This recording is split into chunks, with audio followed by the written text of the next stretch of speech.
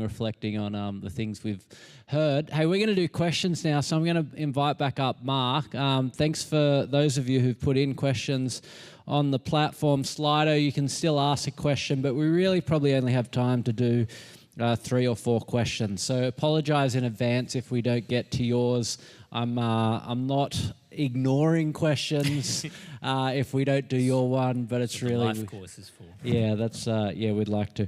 All right, so there's a number of questions that came in just on historical evidence for Jesus, whether he lived.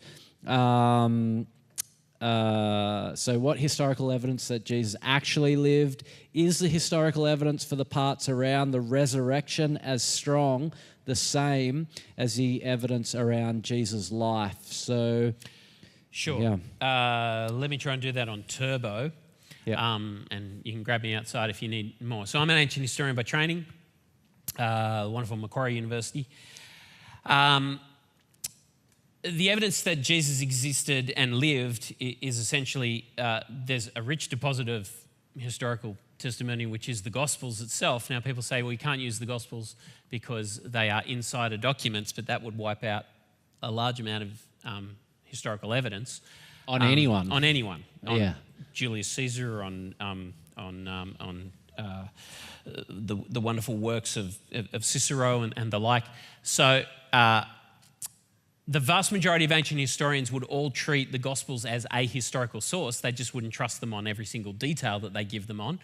We also have references to Jesus in non-Christian historical sources, in Jewish sources, and in Greco-Roman sources.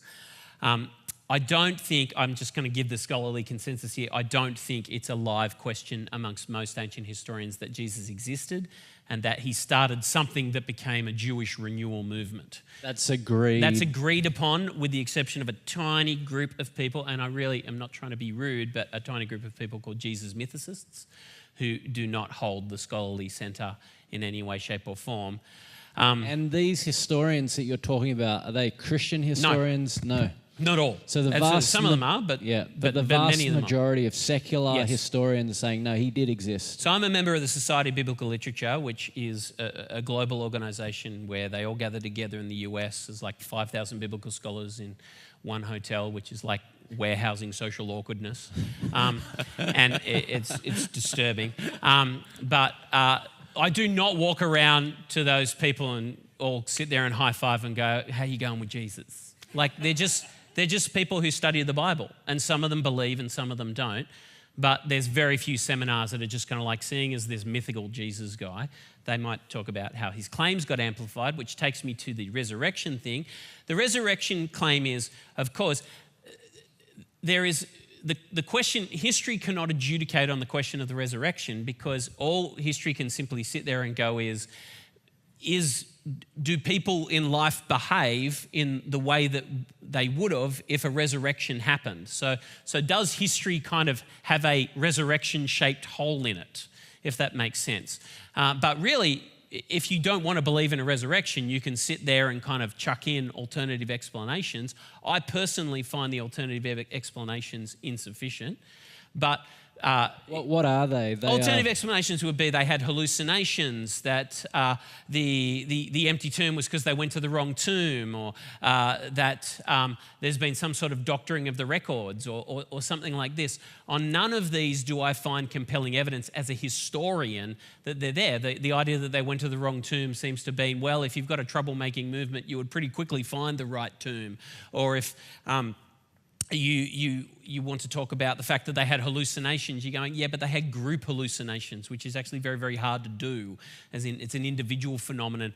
And again, is this something that people would give their lives to on the basis of a hallucination? Now, if you want to work through those particular arguments, there are particular books you can kind of get into, particularly the works of a guy called N.T. Wright. N.T. Wright. If you're really brave, you can read his 750-page volume on it. And if you're smart, you might just read the 190-page volume on the Challenge of Jesus. The Challenge of Jesus. The Challenge of Jesus is accessible. one, or you could go and read John Dickson's book, Is Jesus History? Yeah. They'll be very, very good resources. Can I just give one little anecdote? I know I'm taking too much time. I was in a history class Professor Chris Forbes, my wonderful ancient history lecturer at Macquarie University, and he basically did a lecture on the resurrection traditions about Jesus, and he went through every single explanation that's offered up by historians. And at the end of that lecture, which is in a secular university, now Chris is a believer. Let's be clear. Chris is a believer. But at the end of that lecture, he just simply goes, look, he goes, I know what you're saying. People don't rise from the dead. Therefore, this is a mad explanation. This is just ridiculous. This can't happen. He goes, every other explanation that I've offered you appears to me to be as mad or madder. And then he walked out of the room. And what he was really trying to sit there and go is history alone cannot adjudicate on that, but the resurrection can fit quite comfortably within history. And by mad, you mean, can you just give us an example? Outside, yes, sorry, I shouldn't use that language. But what I'm meaning is, as in, you're having to, every alternative explanation for why Christians became convinced that Jesus was risen from the dead has as significant as much of a stretch of faith as it does to believe that Jesus was raised from the dead. So really it comes down to a philosophical conviction. Do I believe that it's possible that someone could be raised from the dead? Yeah. So the idea that they had group hallucinations. Group hallucinations is a very hard thing to sustain. Incredulous. One of the things that's incredibly hard to sustain is where did they get the belief from that Jesus was raised from the dead? Yeah. So the problem is that there's no expectation that someone would be raised from the dead like Jesus was as an expectation from Jewish thinking or from Greco-Roman thinking. It is an entirely novel invention.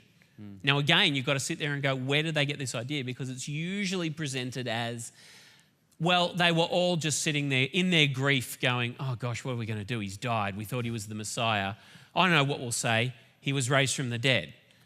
But it's very interesting that that's not an expectation that you would have. We have other messianic claimants in the first century who died, and what people concluded was they died. Yeah. He's the only one that they claim is raised from the dead, and they can get away with this claim that there's somehow an empty tomb and that he's somehow been raised to life. And people start believing them. People start believing it. Another theory is that he swooned on the cross, so that he didn't fully die on the cross, that he revived. But again, it's difficult to think that these people were convinced by someone who probably looked like they needed to present at the ICU rather than being the living Lord of the universe. So, look, there's lots of arguments in that space. People have rehearsed that at great length. I'd encourage you to read Tom Wright's Challenge of Jesus, at least one of the chapters in that, or particularly the works of John Dickson, as a way of going through it, both of whom are ancient history trained. Very good. All right, another question kind of on history, this is your expertise, so this is helpful, is the Gospels tell us about Jesus, but what's the evidence that those manuscripts are trustworthy? Hasn't the New Testament been, fabricated by the church, hundreds of years afterwards? So there's two ways of approaching this. The first is the actual manuscripts on which the Bible is based, in terms of how early are the copies that we have of the originals. And it is simply a fact of life in textual transmission that we have copies of the New Testament that are far closer to when the thing was actually originally written than virtually every other ancient historical document that we have. So the dialogues of Plato, the writings of Tacitus, who are great figures of the Greco-Roman world, those manuscripts that testify to what they said and what they did are hundreds and hundreds and hundreds and hundreds and hundreds of years later. Just the actual first manuscript we have. The earliest known manuscript of the New Testament is 125 AD, which is within decades of when it was written. So the textual transmission argument gets kind of hard to see because we actually have more manuscript evidence for the New Testament than we have for other ancient historical documents. But people are probably also asking, because the Gospels were written, say, 10, 20, 30, 40, 50 years later, didn't things get added on in that period of time? Not all of the New Testament is written that late, and we have ways of being able to dig behind and be able to see what did the earliest Christians believe. For example, the Apostle Paul, who actually writes earlier than the Gospels, he's writing a letter in the 50s called 1 Corinthians. He cites a series of beliefs about Jesus and his death and resurrection that probably goes back to about the first few years after the Christian movement. So the scholars who work in this field are finding it increasingly hard to find that the claims about Jesus got wildly exaggerated over the years. Very helpful. And again, John Dickson's book will rehearse. Yeah. Is Jesus' history is a here. good starting point for you. He's written about 20 books in this field, but is Jesus' history? If you want one particularly on the Gospels and the manuscripts, the Christ Files would be a good one for you to look up. There's lots of stuff there. But hit me up afterwards, hit Toby afterwards. I can send you a bibliography that would be wide and wide-ranging. Fantastic. Only got time for one more question. So again, apologise if you put one in and we weren't able to answer it. Final question. If God is real, where is he today? Yeah. Because the feeling is it feels like the absence of God so much, doesn't it? We see evil. We perhaps feel things that make us feel like we're far distant. I was watching a documentary the other night on the church where the person kind of went to church and their end response was, well, whatever's going on there, it's not happening for me. And I felt that, I felt that sense of the way people feel like the absence. But in terms of where is God today, he is present throughout the world in terms of he is available to be known by his Holy Spirit. But that may not happen in the way that you are initially expecting. Like, for example, that may happen outside of the way that you're expecting. You may not expect to encounter hearing God speak through his word like we are convinced that he does. And yet our encouragement to you is that God is present and that God is speaking to us through his Bible. God is present in his people. And so that's why I think the best place to find out about Christianity is amongst Christians. I know sometimes Christians are the worst reason for Christianity. Like, you can say that's the primary reason I wouldn't believe. But actually, I also think they're the primary reason you would believe, because you actually get to see God present. It's not that he lives in the church, but actually you get to see the evidence of his impact upon the lives of people in those who call themselves followers of Jesus. And so my encouragement to you would be that God is there. Paul says to the people of Athens, in him we live and move and have our being. So as in, God is available for us to know him, but he has particularly said that he will make himself known to us as we read his word, as we focus in on the person of Jesus, and I think as we join his people and get to see his impact on their lives. Thanks so much, Mark. Really helpful. Hey, stick around afterwards if you got questions. Chat to Mark, chat to myself. Love to explore some of these questions more. We're a church. There are no dumb questions, just dumb answers. So we apologise for the dumb answers, but great questionings, and anything's open to discuss.